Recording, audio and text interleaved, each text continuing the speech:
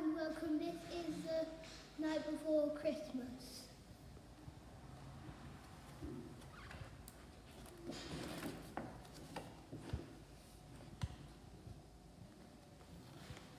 It was the night before Christmas when all through the house not a creature was stirring, not even a mouse.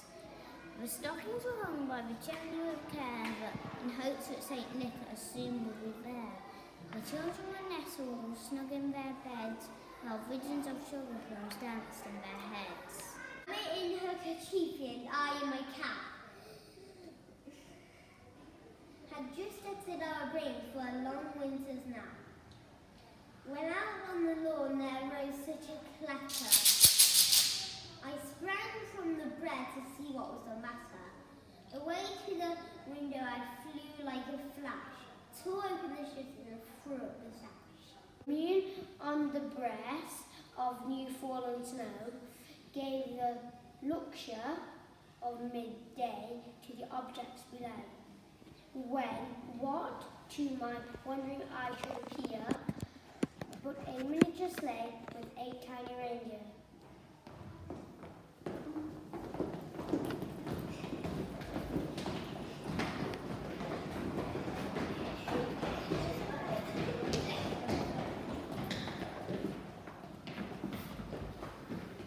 With little old driver, so lively and quick, I knew in a moment that must be Saint Nick.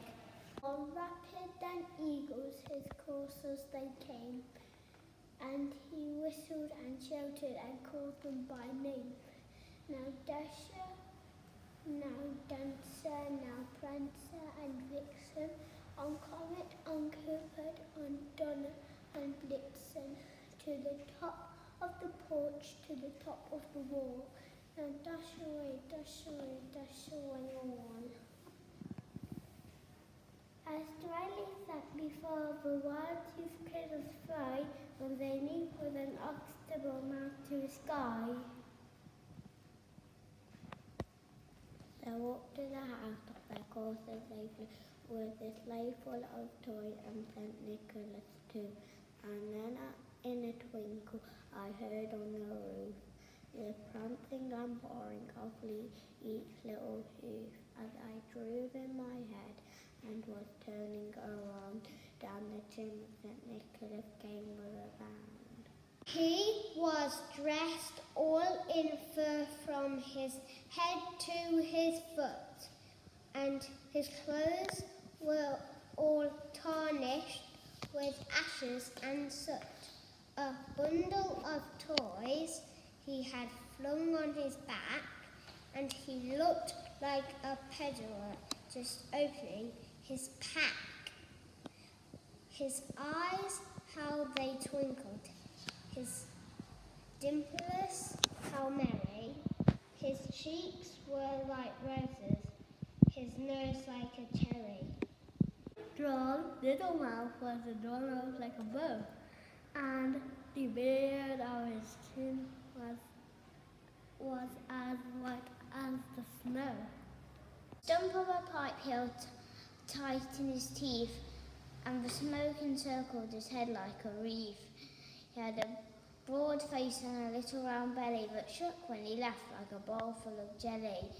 He was chubby and plump, a right jolly old elf, and I laughed when I saw him in spite of myself.